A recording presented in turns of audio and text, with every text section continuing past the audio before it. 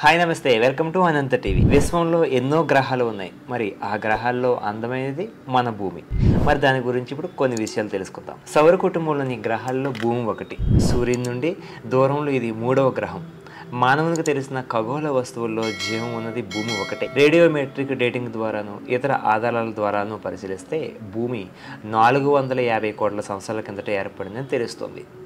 భూమి గురుత్వ శక్తి అంతరిక్షంలోని ఇతర వస్తువులపై ముఖ్యంగా సూర్యచంద్రులపై ప్రభావం చూపిస్తూ ఉంటుంది. భూమి సూర్యుని చుట్టూ 365.26 రోజులకు ఒకసారి సూర్యుని చుట్టూ తిరుగుతుంది. దీన్ని భూ సంవత్సరం అని అంటారు. ఇదే కాలంలో భూమి 366.26 సార్లు తన చుట్టూ తాను తిరుగుతూ ఉంటుంది. దీన్ని భూభ్రమణం అని అంటారు. భూమి భ్రమణాక్షం దాని భూభ్రమణ కక్షస్థలానికి లంబంగా కాక వంగి ఉంటుంది. ఈ కారణంగా ఋతువులు ఏర్పడుతున్నాయి. భూమి చంద్రులు గురుత్వ శక్తుల పరస్పర ప్రభావాల కారణంగా సముద్రాల్లో ఆటుపోట్లు కలుగుతున్నాయి. ఈ శక్తుల కారణంగానే భూమి తన కక్షలో స్థిరత్వాన్ని కలిగి ఉంటుంది. ఈ కారణం వల్లనే భూభ్రమణ వేగం క్రమేపీ తగ్గుతుంది. భూమి సౌర వ్యవస్థలో అత్యధిక సాంద్రత కలిగిన గ్రహం. సౌర వ్యవస్థలోని 4 రాతి గ్రహాల్లోనూ ఇది అతిపెద్దది. భూగోళిక బయట పొరను పలకాలుగా విభజించవచ్చు. ఆ పొరలు ఎన్నో లక్షల సంవత్సరాలుగా కదులుతూనే ఉన్నాయి. భూమి ఉపరితలం దాదాపు 71% నీటితో కప్పబడి ఉంటుంది. మిగిలిన భాగాల్లో ఖండాలు, ద్వీపాలు ఉన్నాయి.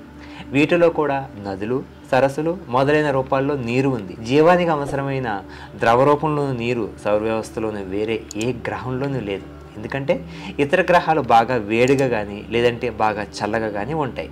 అయితే పూర్వం అంగారక గ్రహంపై ద్రవ రూపంలో నీరు ఉండేదని నిర్ధారించారు. ఇప్పుడు కూడా అక్కడ నీరు ఉండే అవకాశాలు కూడా ఉన్నాయి. భూమి ధ్రువాల్లో అధిక భాగాన్ని మంచు కప్పేసి ఉంటుంది.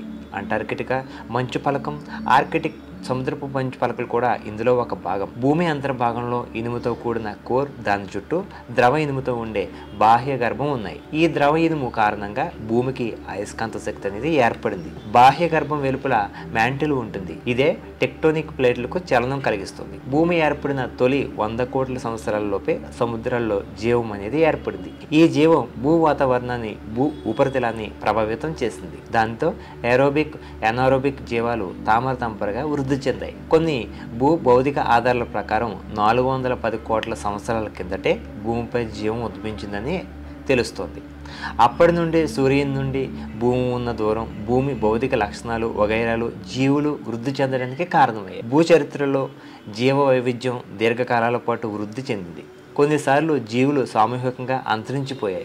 ఇప్పటి వరకు భూమిపై జీవించిన జీవజాతుల్లో 99% అంతరించిపోయాయి. ప్రస్తుతం ఉన్న జీవజాతుల సంఖ్యపై అంచనాలు వివిధాలుగా ఉన్నాయి. చాలా జాతులను ఇంకా గుర్తించలేదు. 760 కోట్ల సంవత్సరాలకే పైచిలుకులు మానవులు భూమిపై నివసిస్తూ జీవ వాతావరణంపై, దాని సహజ వనరులపై ఆధారపడి ఉన్నారు. మానవులు అనేక సమాజాలు, సంస్కృతులను ఏర్పరచుకున్నారు. తెలుసుకున్నారుగా భూమి గురించి కొన్ని విషయాలు. మరొక ఇంట్రెస్టింగ్ వీడియోతో మళ్ళీ మీ ముందుకు వచ్చేస్తాను. అంతవరకు సెలవు.